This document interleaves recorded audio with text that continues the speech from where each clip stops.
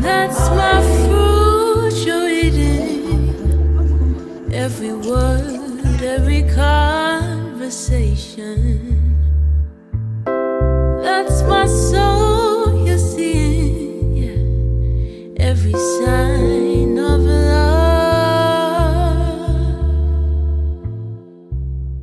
Everything. A saying in Sepedi goes, Oh yes. Translation, they were taken by hyenas, or they disappeared into a hyena's mouth. Now the line can also be read, translation, they were taken by secrets, or they disappeared into a secret's mouth. I've learned that I'm from a bloodline of a soldier. My great-grandfather marched into the mouth of death and died in the cave of its teeth. His body, a secret to our eyes, a rumor that we believed. A line goes, translation, they are the hyenas under the skin, or translation, they are the secrets under the skin. Translation, death is a hyena quenching thirst with blood, or translation, death is a secret quenching thirst with blood. We know how to live inside a hyena's mouth, or we know how to live inside a secret's mouth. The secrets are in the blood, the secrets are in the body, the hyenas are in the country, death with blood dripping from the corners of its mouth. Its canines are longer than a wall. I wonder if the war knew that a country is a body made of buildings and people, that skin is the piece it punctured. Translation, they fight in the wars they do not fight in. Translation, they drink in the wars they're not fighting in. They mourn a swallowing by being drunk, by dying themselves. In the mouth of an argument, lost is a language. The secret of a country's dying is in the poet's eyes. A stanza goes, there are villages that are healing wounds and graveyards that are clots. Skyscrapers are wounds peeling off. A city built on top of a dying history and its people.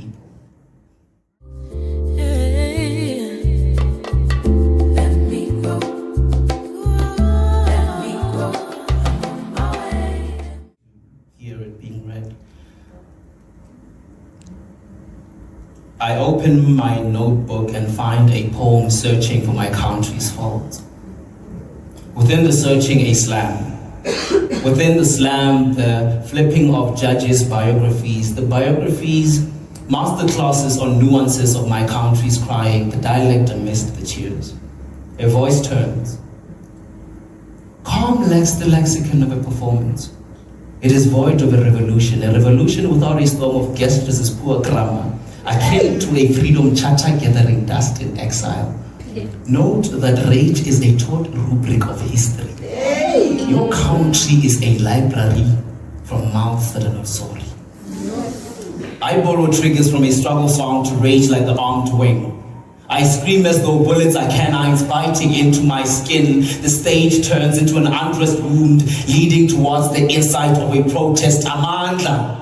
My stances are plagiarized screams. Amandla. How heavy is death on a name worn in a protest, I wonder.